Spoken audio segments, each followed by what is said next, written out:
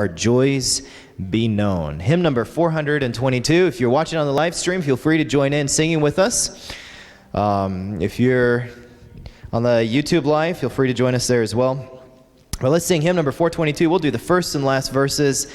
And yes, just tap the top. We'll get started with our meeting this evening. Come in. Welcome.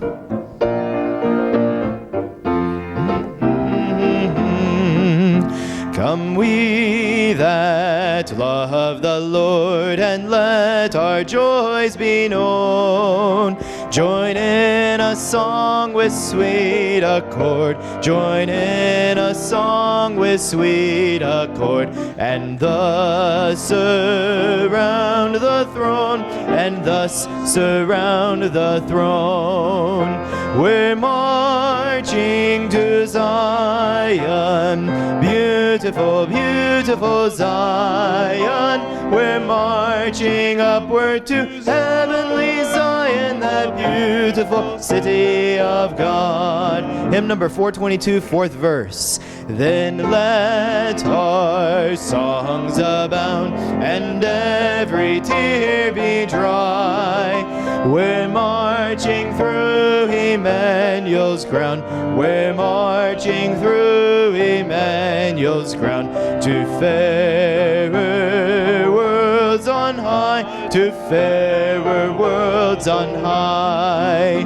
We're marching to Zion, beautiful, beautiful Zion. We're marching upward to heavenly Zion, that beautiful city of God. Amen.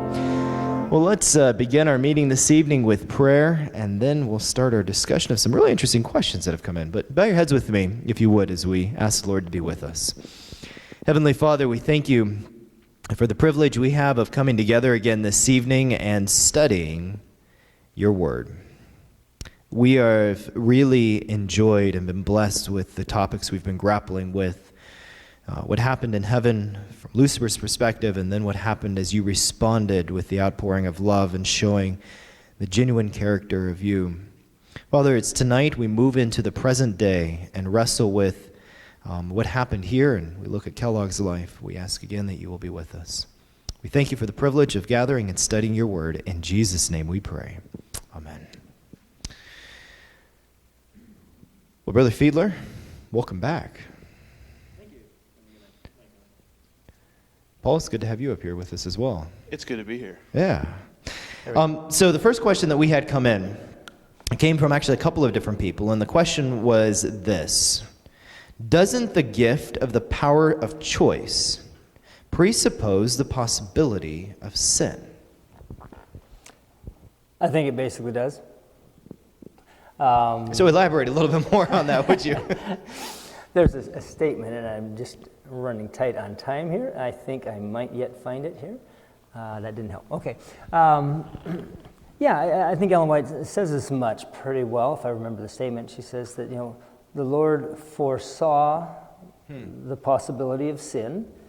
He did not make sin happen.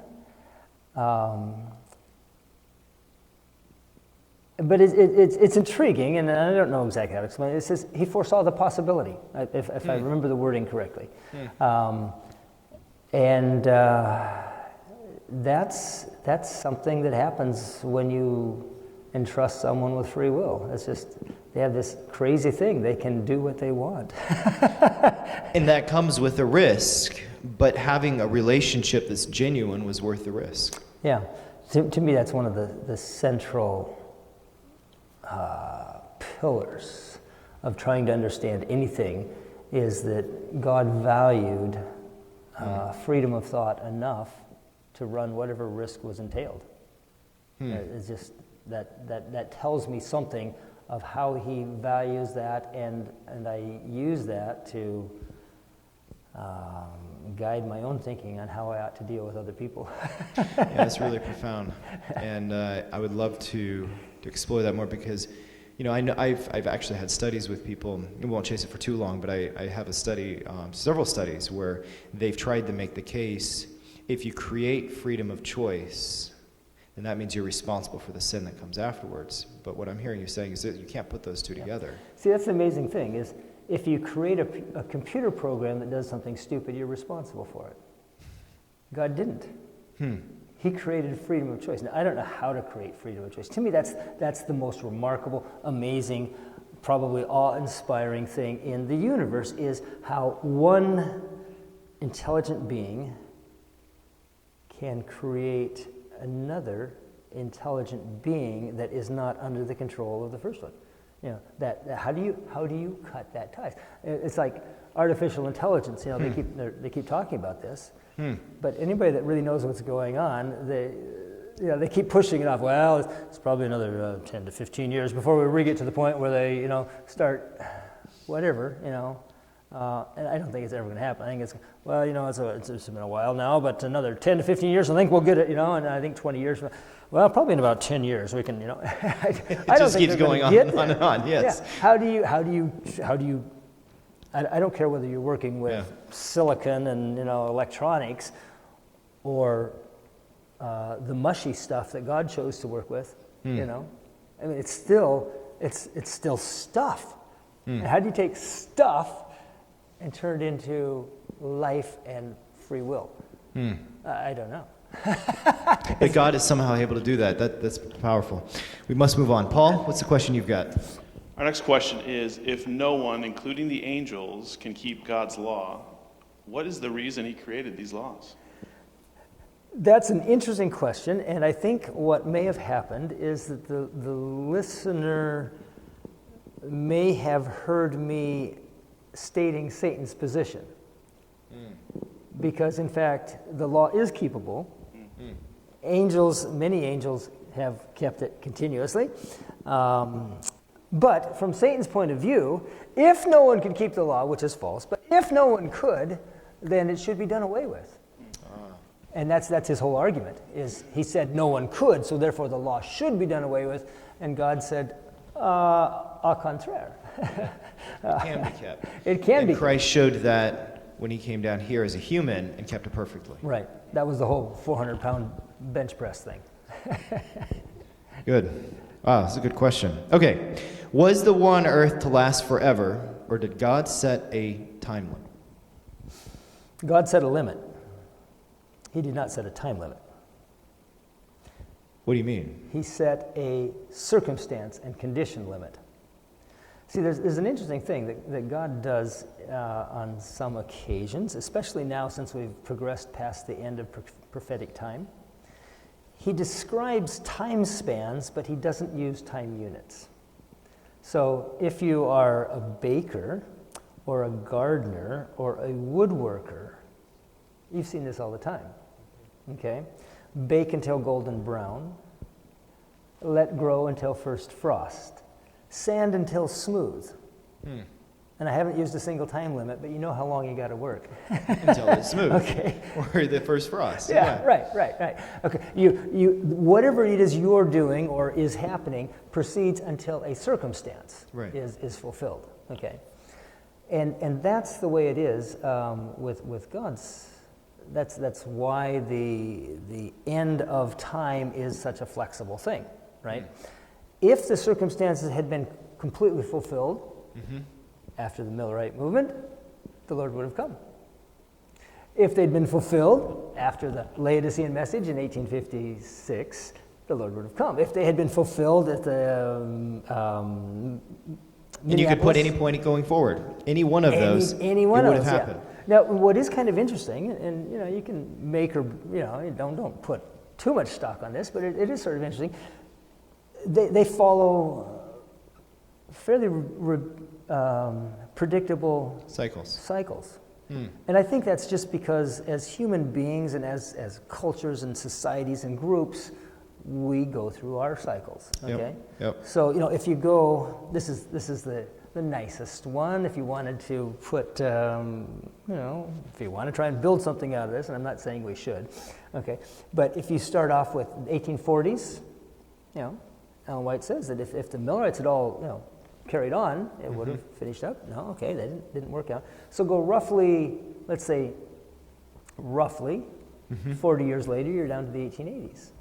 Okay, 1888, Minneapolis. Okay, if you go 40 years from there, you're down to the late 1920s. And in 1927, A.G. Daniels wrote the book Christ Our Righteousness, which retold the story of 1888 and created a bit of a revival. Interesting. It didn't go huge, it didn't last long, but it was there. If you go 40 years from 28, you come down to 1968, 1969, and those of us who are old enough may remember that there was actually a revival in the United States, in Adventism in the United States, and I just want to be careful on this, but anyhow, don't take me wrong, but it got sidetracked off into mush-headed emotionalism with people standing on the beach singing "Side by Side We Stand." Nothing wrong with the song, but it seemed to get derailed a little bit. Right, yeah. right. Yeah. So you jump forward in that, you come down to 2008. Well, if you go from the terminal point, say, of that, and I remember that one. You know, I remember that very poignantly because, like, I was a freshman in academy, and there were kids that had been deeply involved in this revival the year before. And I remember maybe 3 months into my freshman year, their senior year, I overheard a couple of them, and they had this, you know, they developed this little habit, custom, whatever, you know. It's like, you know, have you got it? Meaning, I suppose, something shorthand for have you got a thriving relationship with God or something like that, you know. And I remember one fellow saying to the other guy, you know, in the hallway in the dorm, he says, have you got it? And I'd heard that before, and it was always, yeah, got it. And this one particular day, he says, have you got it? He says, I don't think I've had it for a while. And just the whole thing kind of, you know, and there was, statistically speaking, my graduating class is the class that has had the lowest retention in the Adventist Church of any graduating class from our academies in the United States. You know, very interesting. So there was a definite slump, right, that followed after that. Up and then a down. But yeah, so if we go from the, you know, make that the early 70s, say, okay, and you go another 40 years, you're kind of down into the GYC era. And a revival that happens again. And revival happens again. Interesting. Very fascinating. And here's a real question. What do we do with it? Is the cycle coming around again? Yeah. Is the cycle going to go up, or are we going to circle another 40 years? You know? Which, it's not, I don't think, coincidental, and then we got to get to Paul because we Yeah, want to get to your lecture, okay. but I don't think it's coincidental that it's a similar cycle of the 40 years that the children of Israel were in the wilderness. Yeah. So we've just been kind of circling around this wilderness for the last number of years. But nor do I think it's gospel, nor predestination, nor... No, understand. It's so just an interesting let's not get carried observation. away on that, but, you know, it's just, Yeah. it just kind of happens, sort of, kind of. It's just an interesting observation. Yeah. Paul?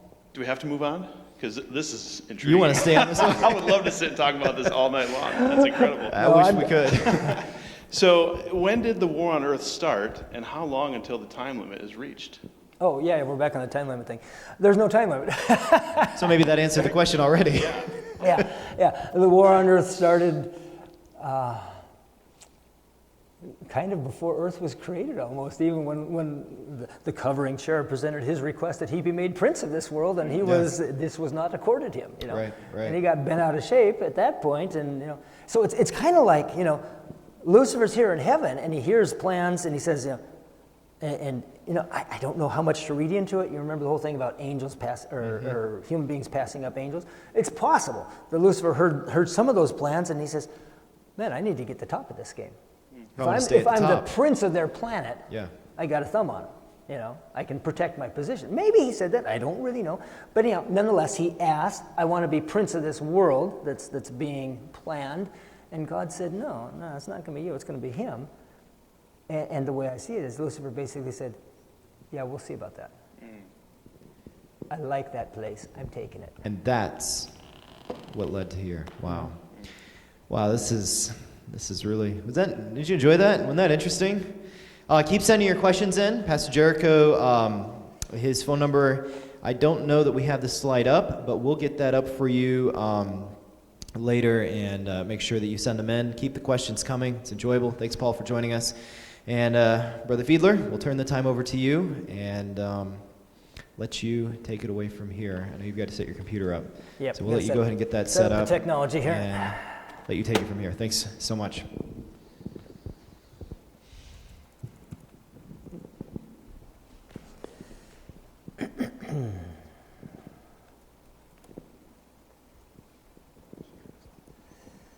Okay. I'm sorry, this is going to take just a minute, so I'll just start ad-libbing to introduce it. So what we've looked at so far, of course, is Lucifer in heaven and his setting forth of his great new idea, which consisted of, why don't we all just take care of ourselves? We can't really depend on God to do it. So, okay, I think we'll make it here.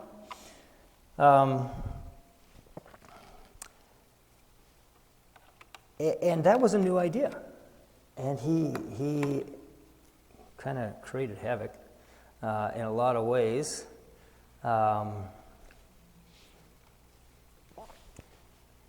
And then we looked at how God was challenged in his response. There were some things he could not do, certainly could not do immediately at the time. He could not expose Lucifer. And so that was part of the problem. And so then Christ came 4,000 years later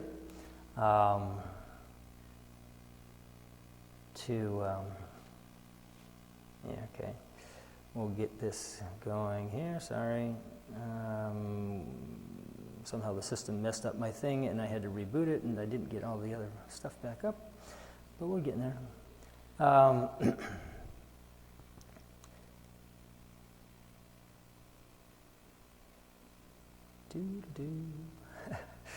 Sorry about this.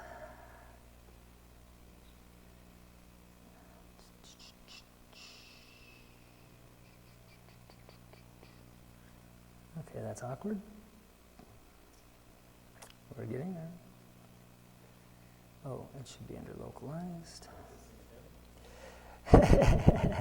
Or say a prayer. Oh,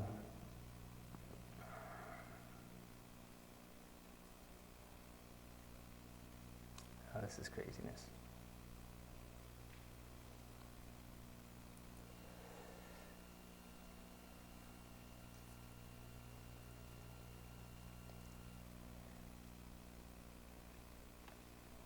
I have no idea what this is. Let's try this one. Let's try that one. Let's go there. Okay. There we got one. Okay. It'll come. So we looked at Christ, and we saw a number of key things. His job was to represent the character of his Father. Okay? And that was the divine answer. There was really only one weapon in the divine armory to respond to Lucifer's accusations. And it makes sense when you stop and look at it, because the accusations of Satan were all, in one way or another, founded on a misrepresentation of the character of God. And so to clearly, completely, accurately represent the character of God would just undercut all those foundations in one kind of fell swoop, as the saying goes. So that makes sense. And then you have the question of, how is he going to do that? How is he going to represent his Father? There we go. Now, what we really want to do here, and I'm sorry for this, let's see if the system will support this now, is I want to put that on extend. There we go, that's what we want. And now we go like that. It didn't work. Okay.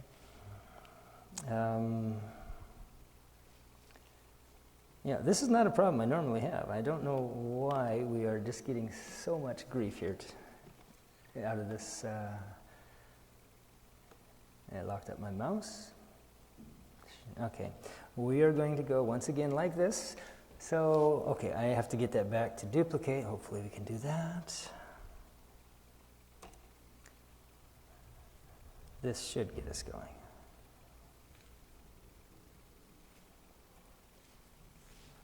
Oh, craziness. Okay. Saying a prayer might not be a bad thing.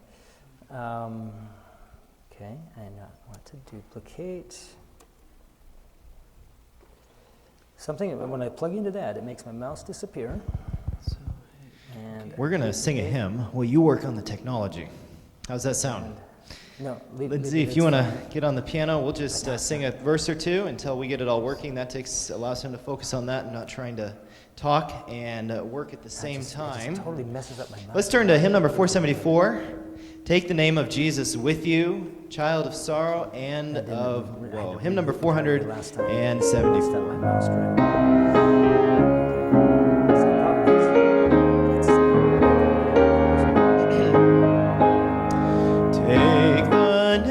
Jesus with you, child of sorrow and of woe.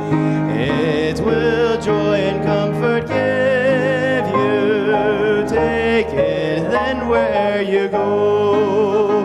Precious name, oh how sweet, hope of earth and joy of heaven. Precious name, oh how sweet,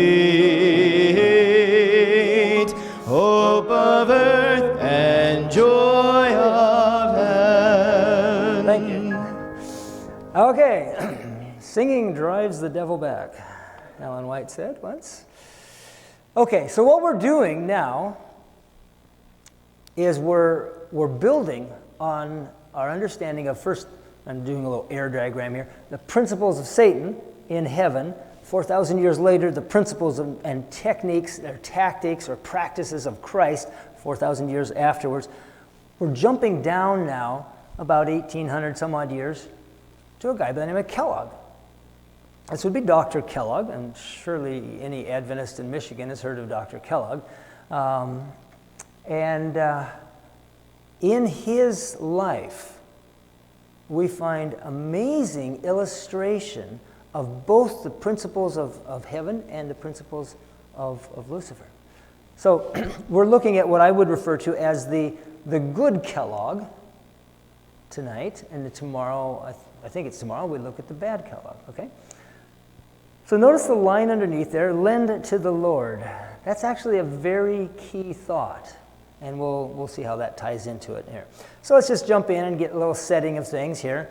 So October to November 1888, there was a ministerial institute and then a general conference session held at Minneapolis in Minnesota. Of course, this is the 1888 general conference session. Jones, Wagner, 10 Horns, Righteousness by Faith, Law and Galatians, Butler Smith, that whole thing, right?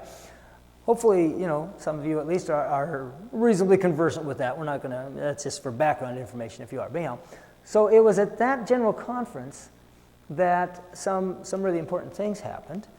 And one of them that is not commonly noted is this. After the meeting at Minneapolis, Dr. Kellogg was a converted man. And we all knew it. We could see the converting power of God working in his heart and life. Now, I'm a curious guy. I read something like that and I say, how did they know it? What was different? It's not like Kellogg was a brand new Adventist. He'd been an Adventist since he was a teenager, or earlier. I think even earlier. I forget when it was precisely, but I think it was earlier. It was probably about 7 or something like that. Anyhow, so what was different? What they could see something. What could they see? And I ask us, does that mean that he stopped going to the bar on Friday night? No, he did not stop going to the bar on Friday. He never had gone to the bar on Friday. Okay, that's just okay. But what was different? And I went scouring through to try and find what was different. And the best I can come up with as a response or an answer to that question, after he was converted, he started being nice to people. Which seems like a good thing. But Kellogg was kind of a larger-than-life individual. And to him, being nice to people was a bigger thing than mere mortals like myself might take on. But notice this. When the believer is justified because of the merit of Christ, that's Christ's our righteousness, right? That's 1888. When the believer is justified because of the merit of Christ, he is not free to work unrighteousness. Faith works by love and purifies the soul. Faith buds and blossoms and bears a harvest of precious fruit. Where faith is, good works appear. The sick are visited, the poor are cared for, the fatherless and the widows are not neglected, the naked are clothed, the destitute are fed. That's what converted people do. And that's what Kellogg started doing. He was nice to people. Faith in Jesus Christ as our personal Savior, the one who pardons our sins and transgressions, the one who is able to keep us from sin and lead us in his footsteps, is set forth in the 58th chapter of Isaiah. So if you want to know what righteousness by faith looks like, read chapter 58. Here are presented the fruits of a faith that works by love and purifies the soul from selfishness. Faith and works are here combined. Thy righteousness shall go before thee. That's quoting from Isaiah 58, I don't know what it's about, verse 7 or something like that. She says, what does this mean? It means Christ is our righteousness. Okay, so there's actually a very integral relationship between Isaiah 58 and righteousness by faith. And Kellogg was converted at the great, and I don't know that means he was totally unconverted before, but maybe he had a deeper conversion, maybe he had a reconversion. I'm not exactly positive, I couldn't tell you that. But he was converted in whatever way, in whatever degree, or however it might have happened at the Righteousness by Faith conference, right? So he's doing what was supposed to happen. Well, so let's just blank that out for just a second.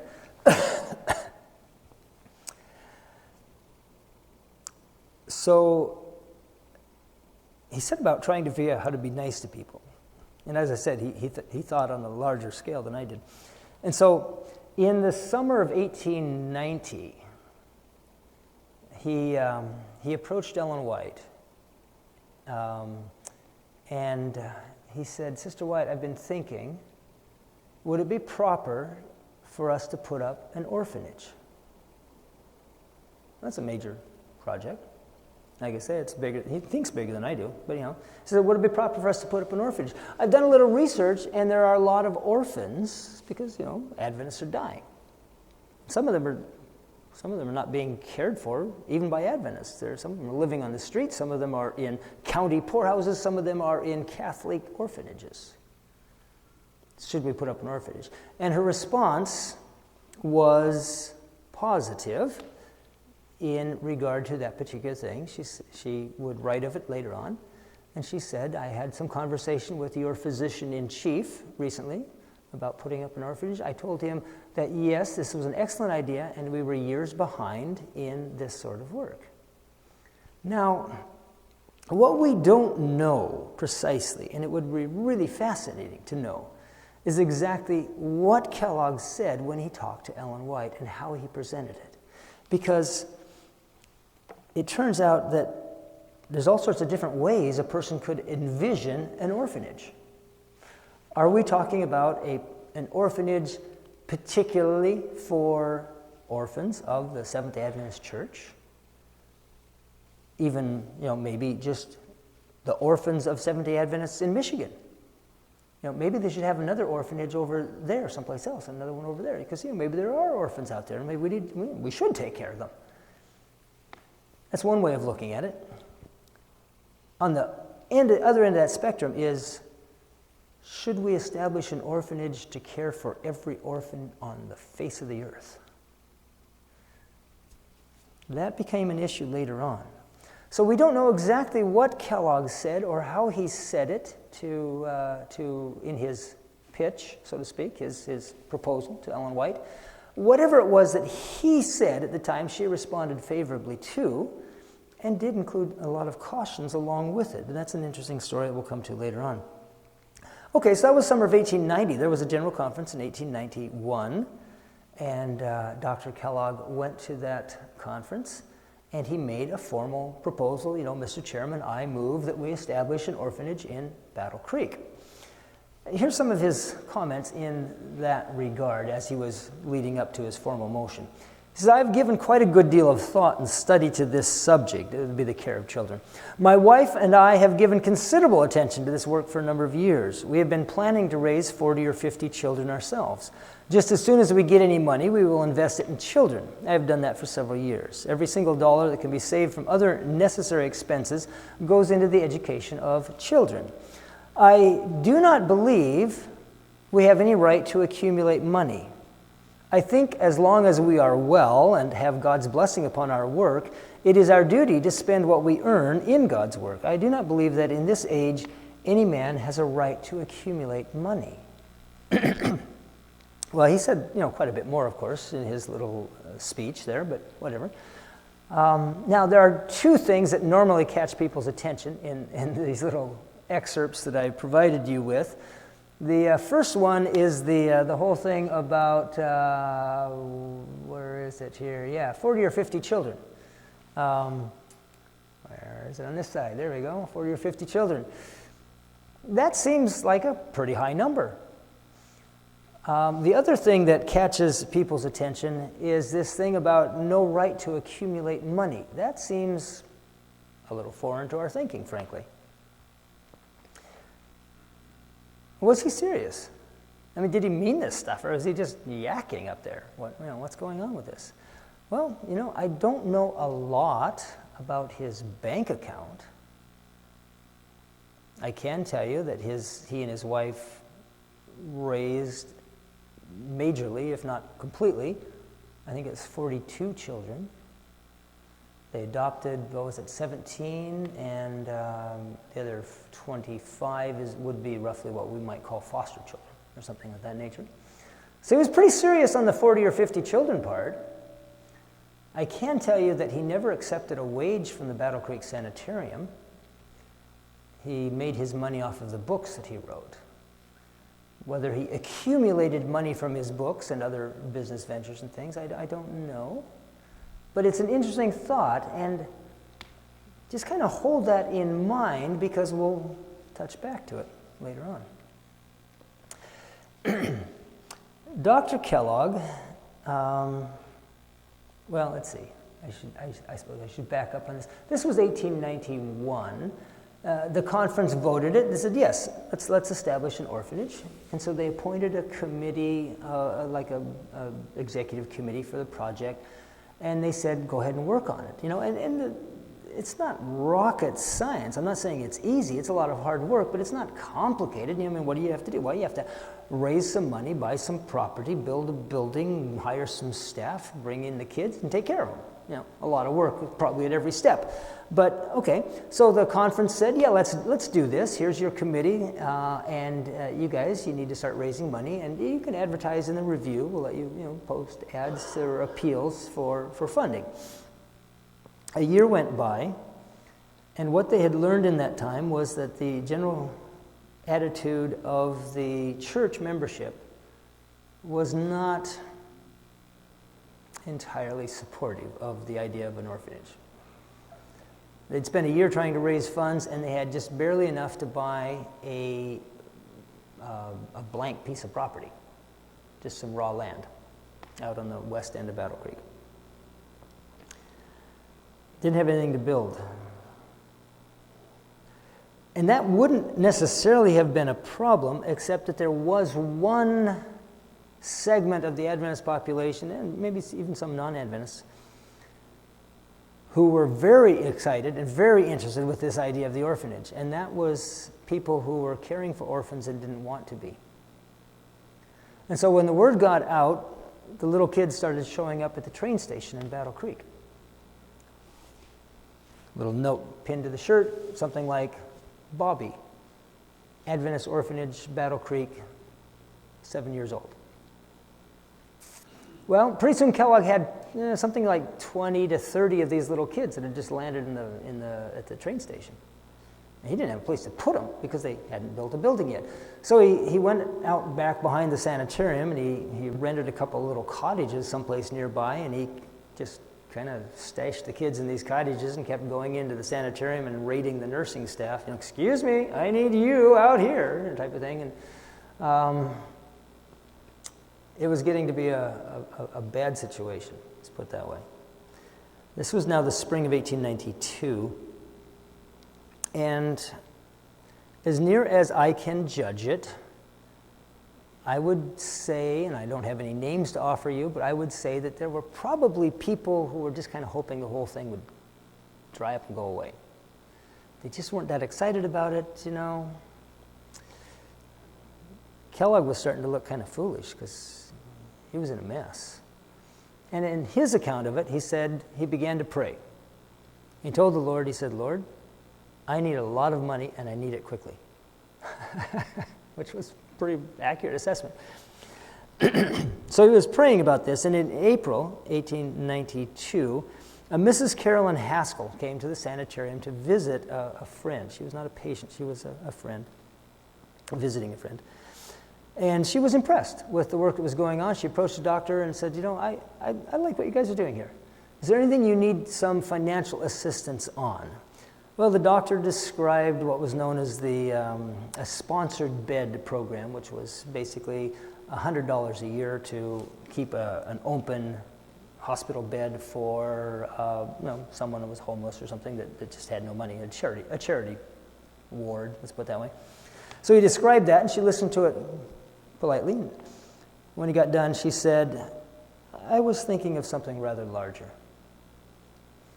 And so Kellogg kind of, let me tell you about the orphanage. And he described the orphanage. They had some introductory or preliminary plans drawn up, and he showed her, and she looked at them, and she said, wouldn't this be better if you did this with this part of the building? He says, yes, it certainly would. We'd love to do that, but we are trying to conserve funds. She said, I think you better make that change. And wouldn't it be better if this looks awkward here? And she apparently had a pretty good eye for these kind of things.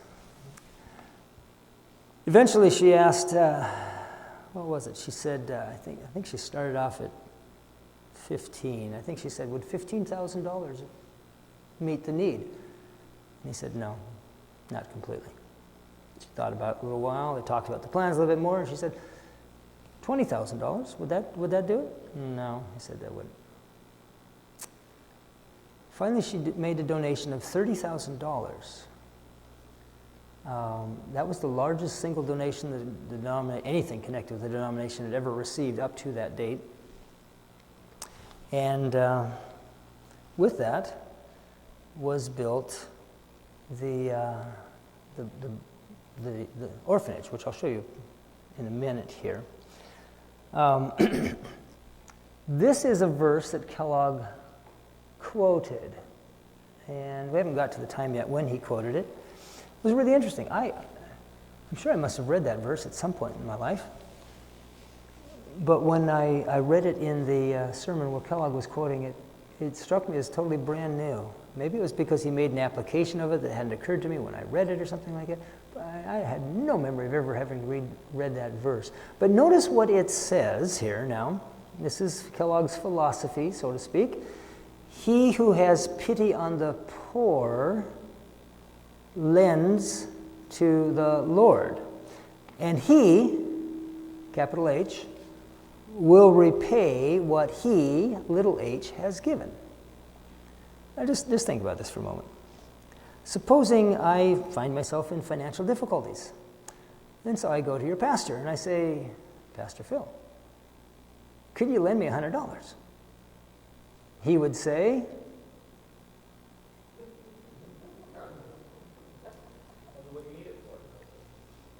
man, how can we help? That's what we like. You could lend me $100. That's how you can help.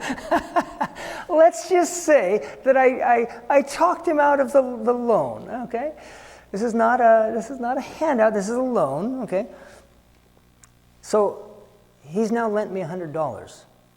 What does that do to the relationship between him? I now what? I'm obligated. That's a very dignified way of saying it. That would be Latin. The Anglo-Saxon equivalent would be, I owe him. Okay? I'm in his debt. I owe him now because he lent to me. Now look at the verse again. He who has pity on the poor lends to the Lord. Who owes who what now? God owes me.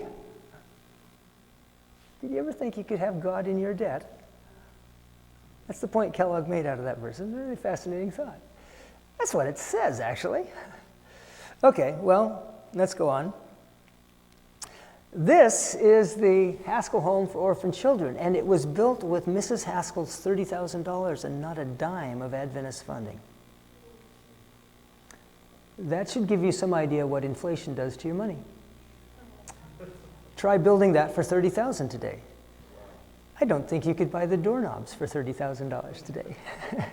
I'm sure you couldn't buy the windows. Okay.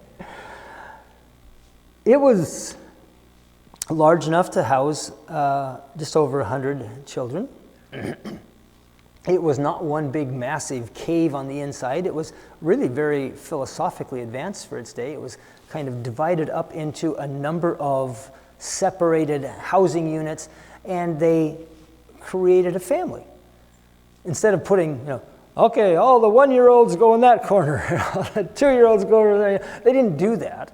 Okay, they had, like this little family unit over here, they had maybe an infant, a 1-year-old, a 3-year-old, a 4-year-old, a 5-year-old, a 7-year-old, whatever. They created like a family. There's all sorts of good psychological reasons for that. Actually, I maintain that the whole idea of taking a whole bunch of young children roughly the same age and putting them in one another's company with a minimum of adult supervision is one of the worst ideas that's ever been generated.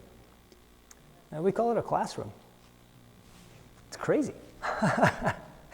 But anyhow, so he started the orphanage. About the same time, there was another little saga playing out. A 17-year-old girl from Chicago. Her father was a banker in Chicago, but she was sick, and she was having all sorts of trouble, and no one seemed to be able to diagnose the issue precisely. She came to Battle Creek, and she spent, I think it was 6 weeks in the sanitarium, during which time I believe it was Dr. Kellogg who managed to get a successful diagnosis. She needed an operation, a fairly serious operation, a fairly complex one. And for reasons that are not clear to me, I don't know what the diagnosis was, I don't know what the operation was, but for whatever reason, she went back to Chicago to have the operation.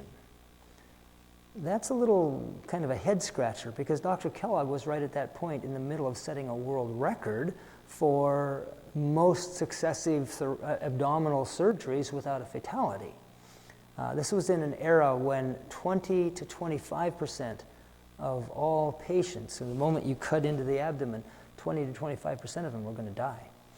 Kellogg went, I think it was 154, if I remember right, 152, 154, something like that, surgeries without a fatality. Why would she have gone to Chicago for her surgery? I don't know. Perhaps there was somebody who specialized in that surgery. Maybe there was a good reason, maybe there was a bad reason. I don't know. But yeah, nonetheless, that's what she did. She went back down to Chicago. She had the surgery, and it was a failure.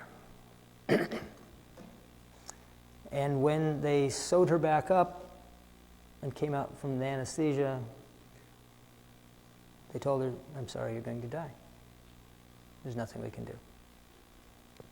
And so on her deathbed, I don't know how long a time she had, but on her deathbed, she made her father promise. She said, Daddy, as a memorial to me, I want you to hire, to pay for, to support a Battle Creek Sanitarium nurse to come here to Chicago and work for the poor people. Because there are no nurses anywhere on earth like those nurses in the sanitarium.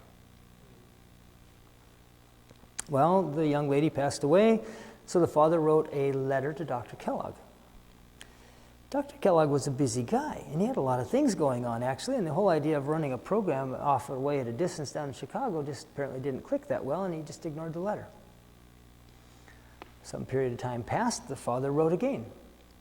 Dr. Kellogg ignored that letter. Father wrote a third time. Kellogg ignored that letter. And then the gentleman got smart or lucky, I don't know which. He had his wife write a letter. Kellogg had a soft spot in his heart for Mom. Who can say no to Mom? Almost sounds Catholic, I know, but anyhow. Who can say no to Mom, right? And so the doctor marched over to the sanitarium or out of his office or wherever he was in the sanitarium, and he went and he hunted up Emily Schranz. Had a reputation for being the best or one of the best nurses in the sanitarium. I am not positive that this is Emily. I can't guarantee that. It's certainly one of the visiting nurses. But he went to Emily and he said, Emily, would you consider going to Chicago to work for the poor people? And Emily did. And the poor people, she worked in a section, I don't know if it's still, I mean, I know nothing about Chicago much, but there was at that time an area known as the Brewery. I don't know if it still has that name or not. That was named for the diet of choice, I guess. It was also known as Hell's Half Acre, which many people objected to that name because it was obviously larger than that. But anyhow, it was a rough place. The police would not go there. And so these nurses, day by day, they would march in there and treat the people with respect and kindness, and the people loved them. These nurses were the only ones on earth that treated them with respect, and they loved them dearly. Well, that program began in the summer of 1892. I don't know the exact date. About the time they were beginning to build on the Haskell home.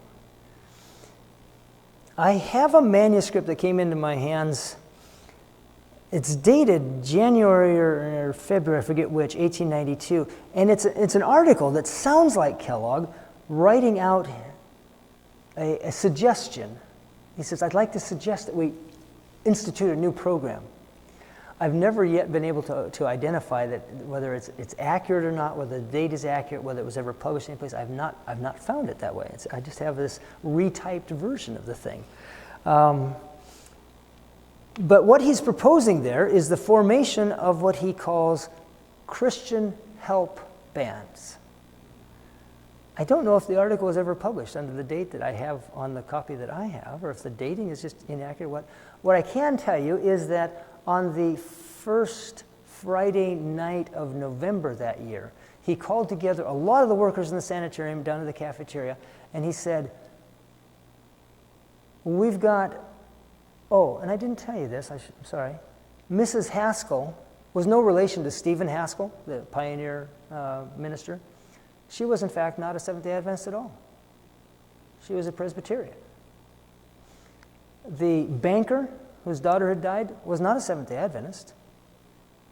And so now in November, Kellogg says, it took a Presbyterian to do something for our orphans. It took, I think it was Baptist, whatever, a Baptist banker in Chicago to get us started doing something to help the poor people in Chicago. And here we sit with an entire sanitarium full of doctors and nurses and helpers and all this thing. Can't we at least do something for Battle Creek? And so he encouraged the formation of what he called a Christian Help Band. It's a highly technical thing. It's a band of Christians that try to help people. And so the formula for the original Christian Help Band was one leader, two mothers helpers. These would be middle-aged women who went door to door in an assigned area of town, visiting every home, finding out, are you well? Do your children have adequate clothing for the winter? Do you, is somebody, are you trying to find work? Did you lose a job? Are you hungry? Do you need food? Are you starving? There were some tough, places going on. So that was the mother's helpers. There were 3 young gentlemen with no particular other qualifications required. They were known as burden bearers, and their job was to move stuff from here to there, and back again probably sometimes.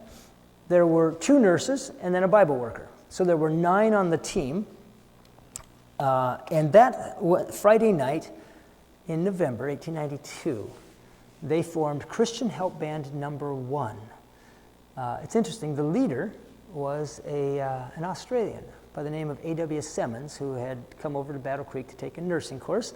He was the leader of Christian Help Band Number 1, and his own life story is a fascinating one from there on out, and it serves really well to illustrate a number of things, but I can't go into that in the moment. So the Christian Help Bands were started in November 1892. Something else really important happened that month. A little bit later, November 22, 1892, Ellen White wrote in the review. Now it's interesting, she was in Australia. That means she had to write this probably a minimum of 6 weeks before, just for the boat to get over here with her manuscript. She wrote this: "The loud cry of the third angel has already begun in the revelation of the righteousness of Christ." Now that created a bit of a stir, as you might imagine. If you remember your eschatological chart, the loud cry is something that happens just before the second coming, or just before the close of probation and the plagues and all that stuff, and then the second coming. Okay. That statement came out in late November 1892. A couple of months later, in January, February, what are the dates? I'll get them here. Yeah, end of January into March, there was a ministerial institute and then a general conference session. So all these workers come back to Battle Creek just a couple of months after the statement comes out. The loud cry has begun. It probably created a bit of a buzz. I mean, I hope they were impressed with it. Elder A.T. Jones presented a 24-part series of studies on the third angel's message, which went from start to finish through that session and was built largely off of that idea that the loud cry has begun. And that series has been reprinted at least 3 times. It's excellent material. I encourage you to read it if you have any interest in the third angel's message or righteousness by faith or 1888 or Adventist history or whatever else. It's good stuff. What was lost to history was that Dr. Kellogg presented a series of 8 talks on medical missionary work at the General Conference. And I say lost to history because they were not included in the General Conference Bulletin. This is unusual. Everything's included in the General Conference Bulletin. The only reference to these talks that can be found in the 1893 General Conference Bulletin is actually on page 1, where it's discussing the general features of the program, and it says Dr. Kellogg will give a series of talks on medical missionary work in the afternoons. But beyond that, there's not a word. It's a long story, actually, that spins out over a 28-year period of my lifetime. The Lord set things in place in being down through a whole series of, 28 years. But in 2010, a copy of some of those sermons that Kellogg presented came into my possession. Actually, I got them in 2008, but I didn't know that I had them, and it wasn't until 2010 that I got around to opening them. I was going through a whole pile of stuff, and I opened up the notebook that had them, and I read it for the first time, and it about dropped my dentures, which I don't really have dentures, but it was amazing because of what Kellogg said. It was just like it was just like, what was it, gobsmacked? Is that the word? Whatever it was.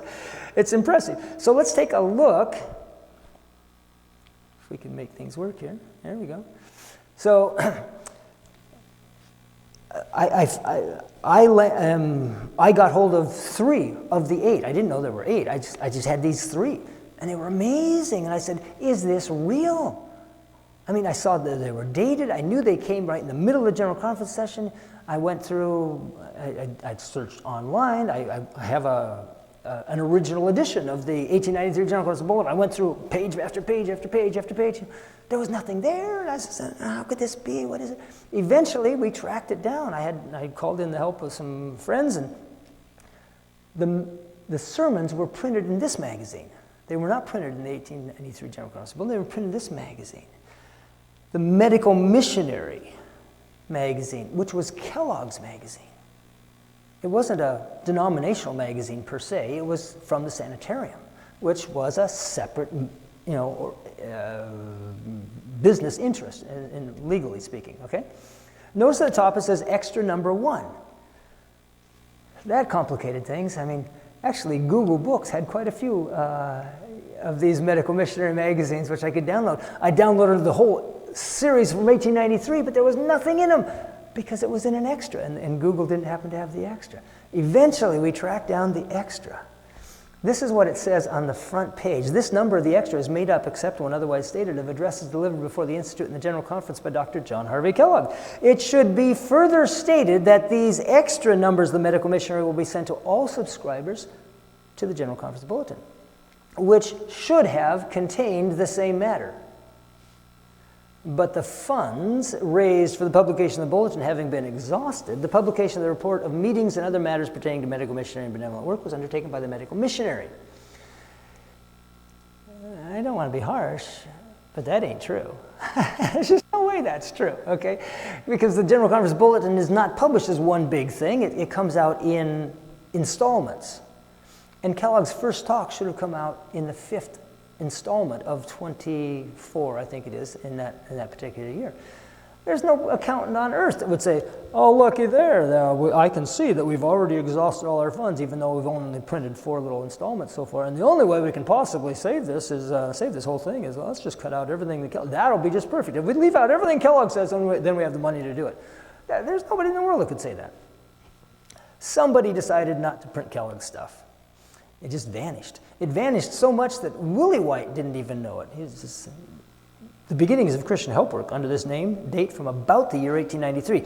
Although the printed addresses of the 1893 General Conference include no talk by Dr. Kellogg on this phase of gospel work, there was something said. For the 62nd resolution of the General Conference reads as follows and mentioned something, okay? Willie was in Australia too with his mom. He wasn't at the General Conference session in 1893, so he didn't know that Kellogg had spoken. And, I don't see anything in the bulletin.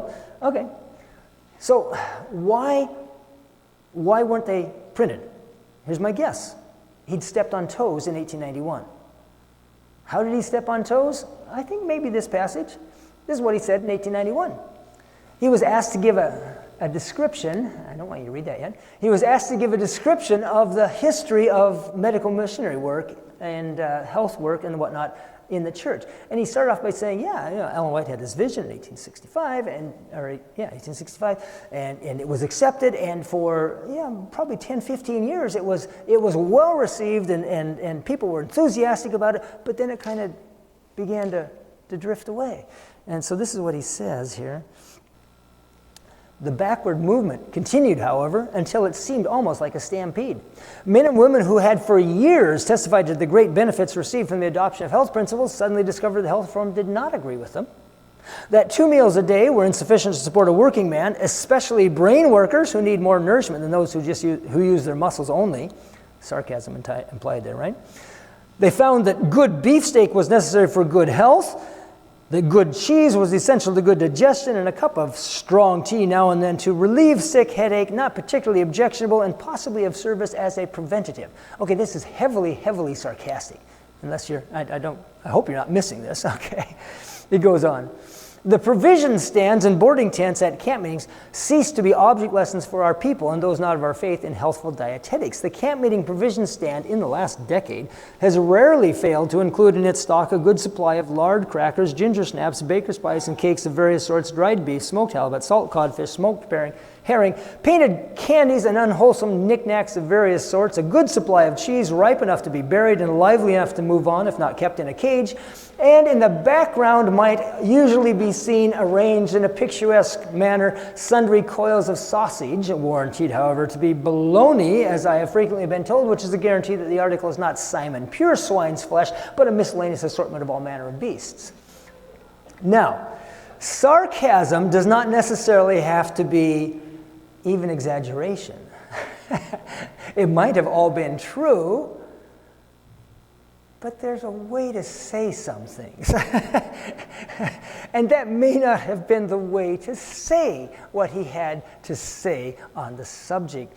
I think that may have had something to do with him not showing up in 1893. However, what he said in 1893 was terribly important. What did he say? Well, he spent the first two sermons, actually. All he was trying to do was to validate the idea that as Christians, we should be doing good works.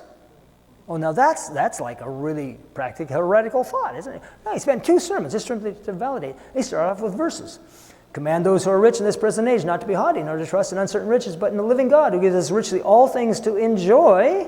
Let them do good, that they be rich in good works, ready to give, willing to share, storing up for themselves a good foundation for the time to come, that they may lay hold on eternal life. Now, this is an interesting verse, because God gives us all things to enjoy. Yeah, that's nice. And then he talks about giving them away. How can I enjoy something if I've given it away? And the point is, it's the giving away that's the joy part. It's more blessed to give than to receive. We are to take continually from God, to give continually to others. That's the law of heaven. That the man of God may be complete, thoroughly equipped for every good work. Those who have believed in God should be careful to maintain good works, and let our people also learn to maintain good works, to meet urgent needs. Okay? This is another one of those appositive structures set off by the commas, right? I kind of like it. It helps to define what's Paul talking about here. When he talks about good works, I think that's a pretty good example of it. Maybe not the only one, but to meet an urgent need, that's a good work. That he might redeem us from every lawless deed and purify from himself his own special people, zealous for good works. We should be out there beating the bushes to do good works. That's what Kellogg was saying. In 1 Corinthians, Paul exhorts us, be followers of me, as I also follow Christ. Peter tells us, he left us an example, we follow in his steps. Peter then tells us that he went about doing good. It is evident then that if we are Christ's servants, if we follow Christ, we must also go about doing good. We are not to wait for the opportunities for doing good to come to us, but we must go about doing good, seeking opportunities to do good, to help the needy, to bless and comfort the sorrowing, to uplift the fallen. We must search them out, not wait for them to hunt us up and move us to action by our appeals. We are not to be narrow in our charities, for Paul says, let us do good to all men. It is true, he adds, especially unto them who are of the household of faith, but this does not excuse us from doing good to those who are not of the household of faith, for he says, all men.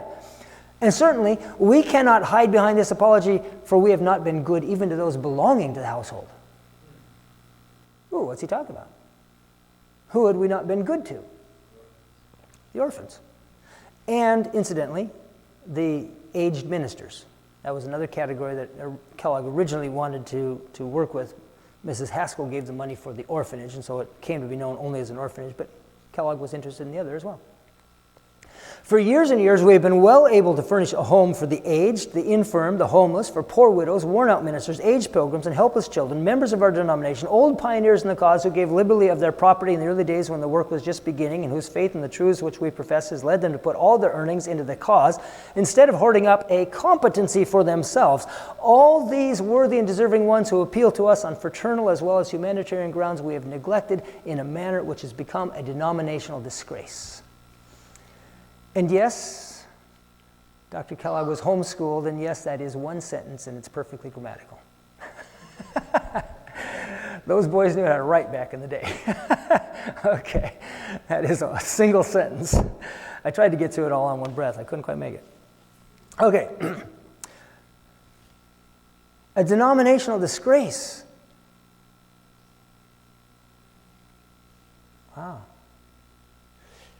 And here's another word in here that's interesting. What is this word here? What would we say? What's our synonym for that word? Excuse me. Yes, a competency is what you would build up over a lifetime of labor, saving it away, and it would be competent to keep you alive when you couldn't work anymore. Today we'd call it a retirement fund. Retirement fund, yes, okay, a 401k or something else. These are people that followed Kellogg's comment 2 years before. They did not accumulate wealth. This is, we as a church have an obligation to care for them. They are our family. Okay, so these next couple of slides, you're going to see some in red. That's Ellen White that Kellogg is quoting. He went 2 sermons with just the Bible.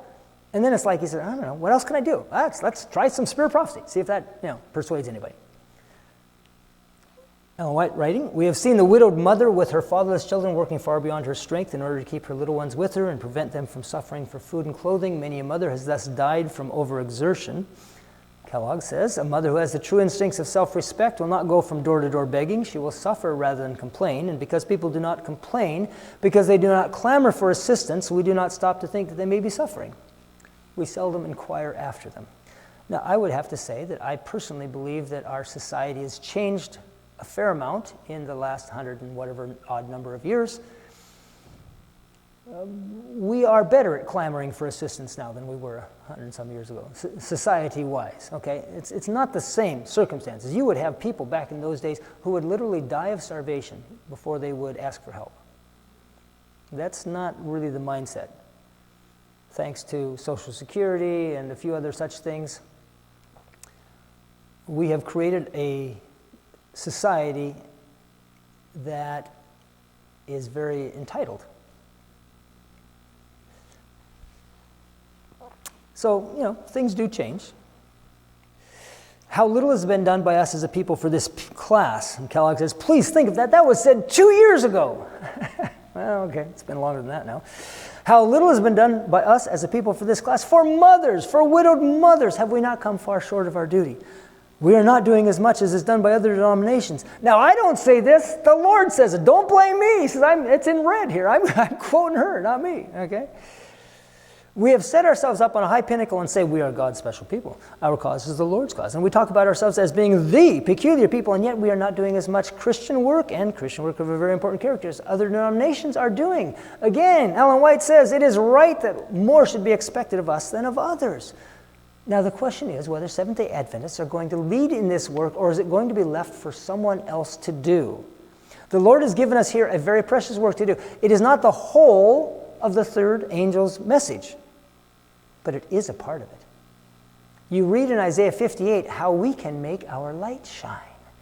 If you draw out your soul to the hungry and satisfy the afflicted soul, then shall your light rise in the darkness, and that darkness shall be as the noonday. I'm quoting from the New King James because that's how I have it memorized. But anyhow, Kellogg's saying something really fascinating here. I think this next... Okay, we'll see it here.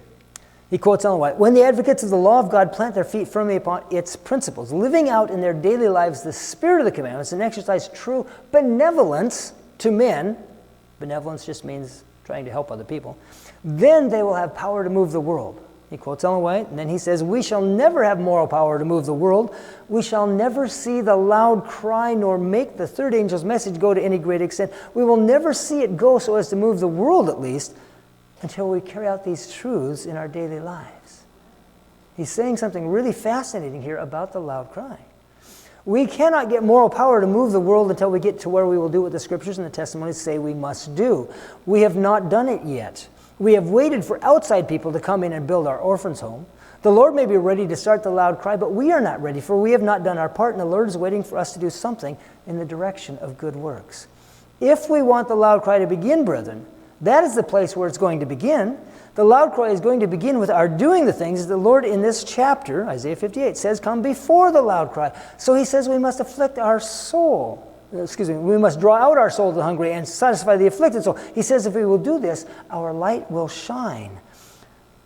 I'm just going to skip that for now. If the loud cry has been begun by our people, it must be because we have just begun to do a little in the way of letting our light shine. In the last year, they'd started the orphanage, they started the visiting nurses program, they started the Christian help bands. Kellogg had started all three of those. That's the little that was being done to let the light shine as per Isaiah 58.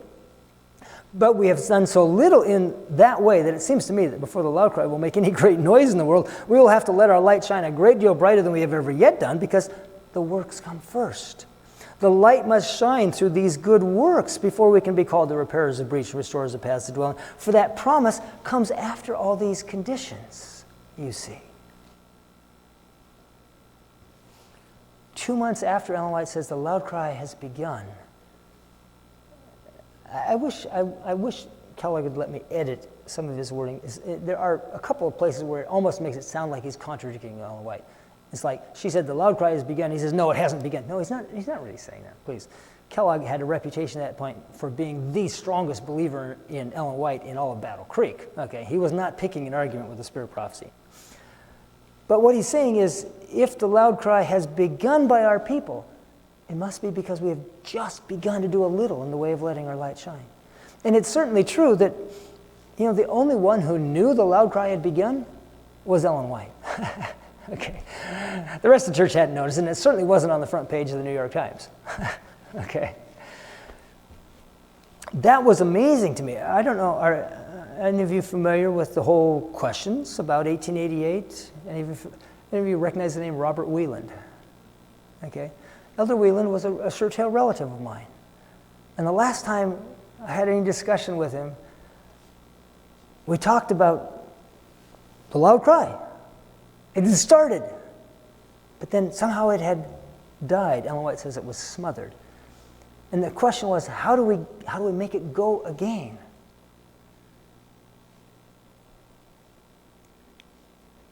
Elder Wieland spent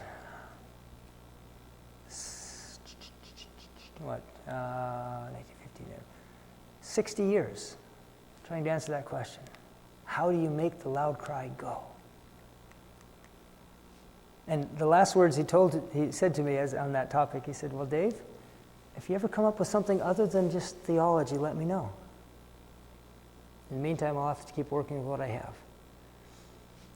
And I run into this article where Kellogg's saying, it's not abstract theology that's lacking, it's applied theology. We just haven't done it. We've got the theology, we just need to do it. And I read that, and it's like, boom, dentures, gone, whatever. Unfortunately, Elder Wieland had passed away 2 months before. Never had a chance to run it past him.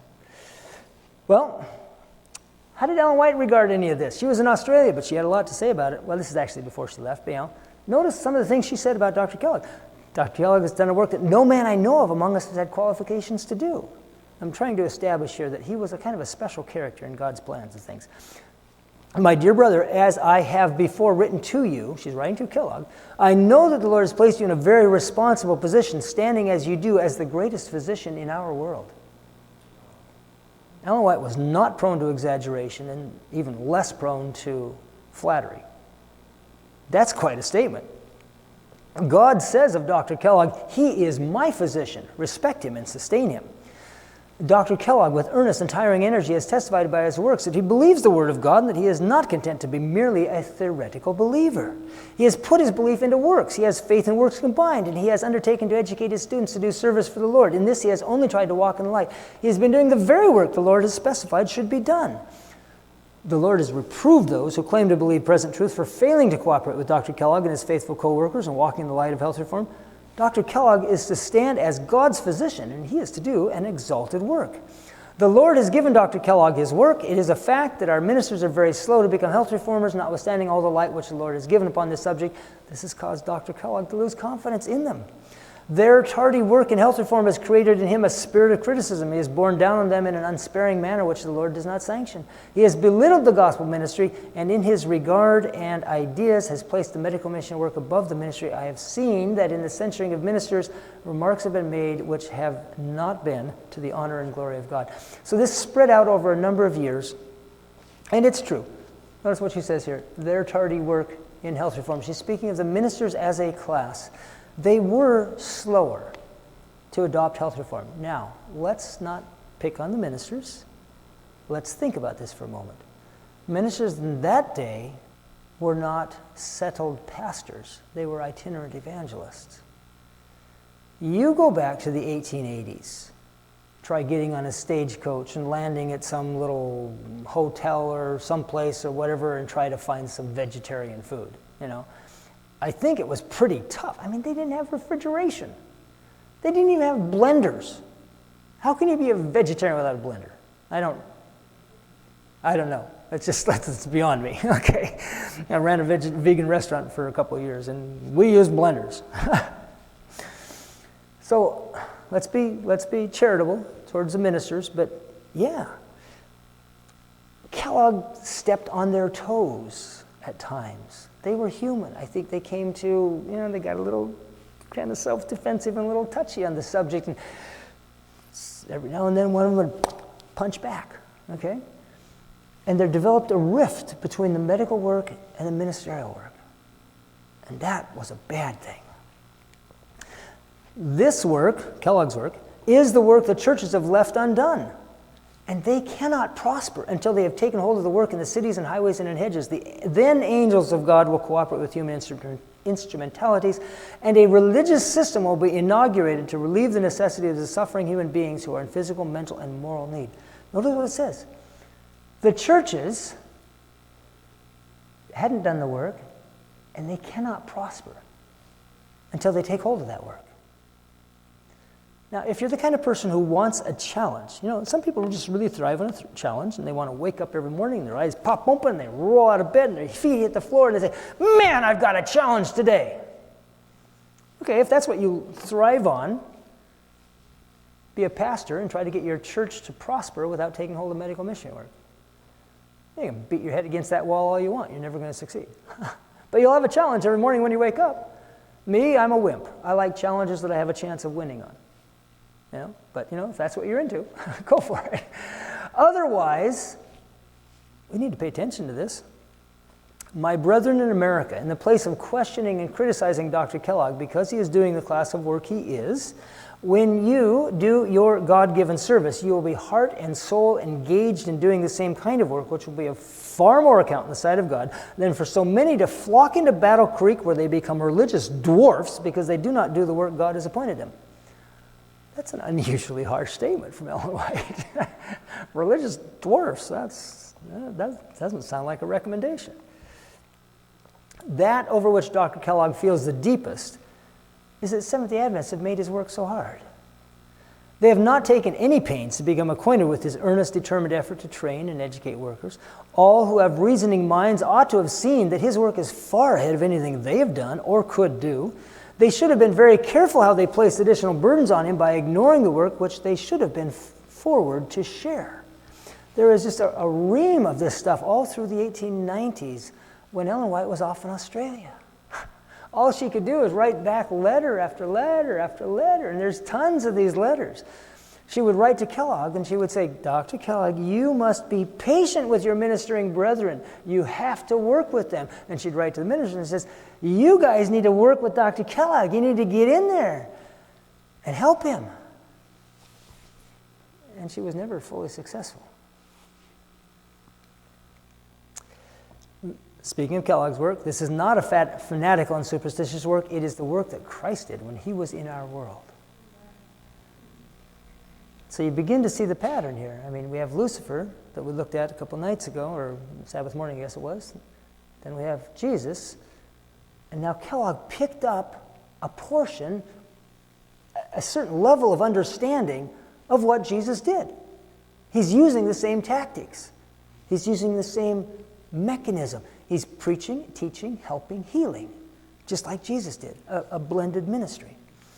Dr. Kellogg has not betrayed his trust. The Lord has wrought with him in surgical operations, giving him wisdom and success. Men not of our faith feel that although Dr. Kellogg is a Seventh-day Adventist, yet he has wisdom and knowledge and a wide influence. They feel it would be the height of folly to ignore this. The AMA ranks Kellogg as the single most influential physician in the American medical practice over a period of 40 years. That's the AMA. You need to practice health reform just as conscientiously as Dr. Kellogg. Okay, well, let's see. I'm going to skip that one. I see that I'm long here. This has got to go quickly here. This is fascinating. If Dr. Kellogg will trust himself wholly with God, he will give him tact and perception and skill as a practitioner that has seldom been excelled. Angels of God will stand by his side when human life is in peril, and wisdom from above will be given him. God designs that Dr. Kellogg shall still advance. He has only begun to climb the ladder. The Lord will give him grace that he is now ignorant of, and he will see as he has never seen before. He will realize that there is to be an intelligent discarding of all drugs. Skill and knowledge is to be given him, which he has in no case to keep to himself. He is to educate, educate, educate. That was an important statement for me. Look at that. An intelligent discarding of all drugs. This helps me understand something because, you read some of Ellen White's comments and it sounds like, all drugs are of the devil, don't touch them. And then you read some other statements and say, well, sometimes you do need drugs. And then there's other statements over here that says, under certain circumstances, drugs will be an absolute mandatory thing. Well, that seems confusing. It's confusing because Kellogg didn't complete the course that the Lord had for him. And incidentally, when is it intelligent to discard a given drug? When there's something to replace it. Yeah. Let's not be going off of, insulin just for the jollies to see how it works. Okay? You can maybe do that. Diabetes is one of the best. I think diabetes is a I don't want to say this wrong. Let's put it this way. Diabetes is a blessed disease in most cases because it's so easily resolvable for most people with simple lifestyle change. It's an amazing thing. But anyhow, okay, let's go on. The greatest mission work that can be done in our world is work in ministerial lines combined with medical missionary work. The greatest missionary work is this blended ministry. The truth is going forth from the sanitarium at Battle Creek as from no other center in our world. Those who have stood up to criticize should instead have participated in the work, showing that they have been enabled by the Holy Spirit to understand that the Lord has used Dr. Kellogg as his man of opportunity to do a great and good work. There is nothing that converts the people like the medical missionary work. This work makes the path straight before us and bears the impress that it is of God. Jesus is in the work, and he cannot be hid. And that's the end of my... Pretty sure that is. That's not just a blank page. No, yeah, we're done. Okay. That's the end of our material for tonight. But I want you to just catch the essence of the thing. We have Lucifer's accusations, Christ's response, and he did it in a certain way. Kellogg picked up on that, not perfectly. He was human. He made his mistakes, certainly. But when that came, when the message, here's the way I put it. This is just my quick summary of it. Jones and Wagner came with the message of righteousness by faith. They said, Jesus is all you need. Jesus is everything. Jesus is the fullness of the Godhead bodily. You have Jesus, you have everything. Righteousness by faith. You have everything when you have Jesus. And most people said, wow, that's neat. I wonder if that means I can be forgiven and go to heaven. Well, that's a fair enough thing to think about. A little egocentric, perhaps, a little, concerned with themselves. Kellogg basically took it and said, wow, I've got Jesus. That's everything I need. That means I don't need anything else. Jesus is taking care of me. I can spend my life taking care of others. I don't have that in his words. I'd love to find that in his words. But that's just my quick summary of basically how it happened. So the theology of Jones and Wagner was important. But the application was important too. And when he got the two together, he had the beginning of the loud cry. And we'll stop there. What do you say? No, we ran a little longer tonight. We had some technical difficulties that got us going in, but I cannot stress how important what we're hearing is. I want to see the loud cry. I want to see Christ come soon, and I know you do as well. It's this combination, as we come into this next 40-year cycle, not that that's gospel, I'm clear on that, that can have an impact that hastens the second coming of Christ. On your way out, you'll see on the table, well, let's pray, and then I have a brief announcement. Father in heaven, we are challenged, encouraged, inspired, convicted by the message this evening. we are called by you to start ministering to the people in this community. What you did with Kellogg, we ask that you'll do for us. Teach us how to be able to bring the gospel into action through our church. As we contemplate what we've heard, as we go home this evening, pray that you will, through the power of your Holy Spirit, those who have been watching, those who are here, press this message home to our hearts and our minds and show us what you would have us to do. In Jesus' name, amen. Real quickly on your way out, you're going to see that there are two books on the back. The one that I'm holding in the front, the white one, is called Tactics, and it is basically what we're going through in this seminar, or this week of prayer, I should say. He's going through this book, Tactics, and for example, I think the first 70 pages is what you did for Sabbath morning. So you can imagine there's a lot more in here. Tactics is powerful. I've started reading it. I know you'll enjoy it as well. And then the next one here, the Trimble, deals with the Alpha and the Omega, and you'll be getting into that a little bit later this week as well. They're in the back. They're $15 each. I don't have a cash box, so hopefully you have exact change or can work that out with someone.